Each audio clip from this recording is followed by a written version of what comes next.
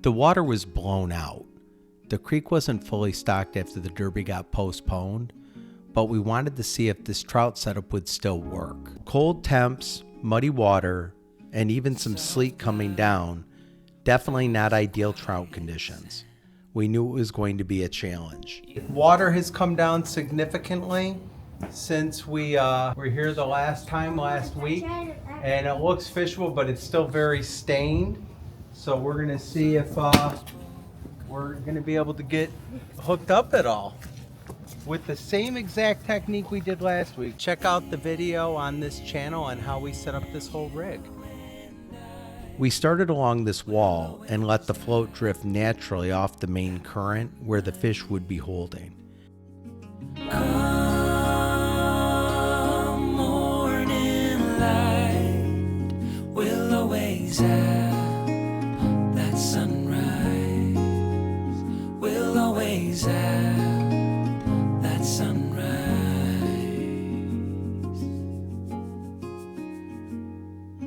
Daybreak, shadows fade.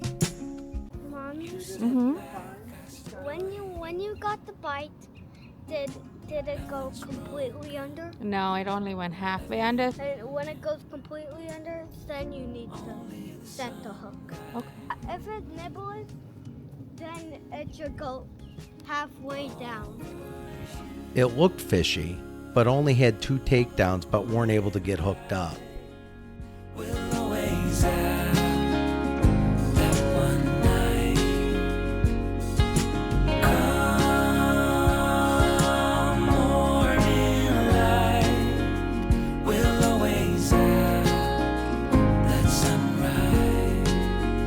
We'll always have that sunrise. I don't wanna leave. I got a bite for a second. What? As of right now, we've had a few takedowns, had a break off. We have to retie, but we're gonna move down to another spot. Water is getting fishable, but it's very, very stained and muddy. So the visibility is low, but let's see. We're not done yet. I broke off at the micro swivel so we can retie right from here and get set up again and go back at it. We went with a small, bright jig so the fish could actually see it in that dirty water. Ran it under a float so we could achieve a natural drift as the presentation drifted along with the current. We tied a simple clinch knot, fast, strong, and reliable. Sometimes you don't need complicated, just something that works. Now let's see if they want it. And now you have it all right there.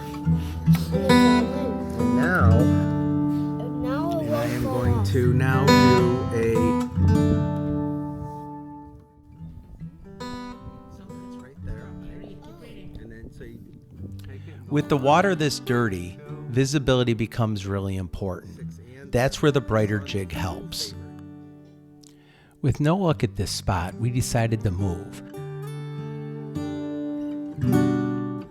That's when we noticed a small, clear feeder stream flowing into Irondequoit Creek. That mix of clean and dirty water, along with the slower current, creates a perfect holding area for trout. What I'm doing is I raise the float. Here's the swivel. I raise the float up so we can get our bait down more to the bottom. If you can look out here, you can see where the fast current is over here. So this is more of a slower pocket where we have fresh water flowing into here, and it's mixing into Irondequoit Creek. And so what I'm trying to do is work this little pocket just inside where the current is slow. You can see there's a nice little stream there, but now look how slow it gets.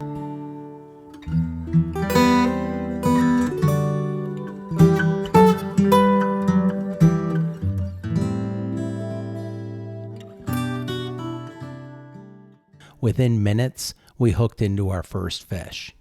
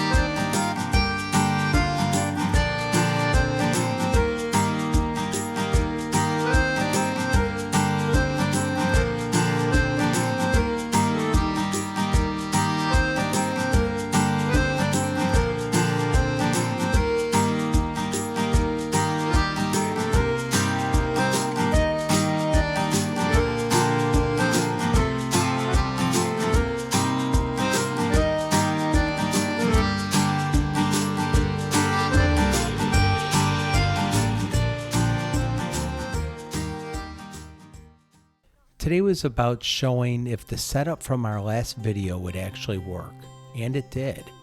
But it wasn't just the setup, it was finding the right water, adapt to the conditions, and that's when things come together.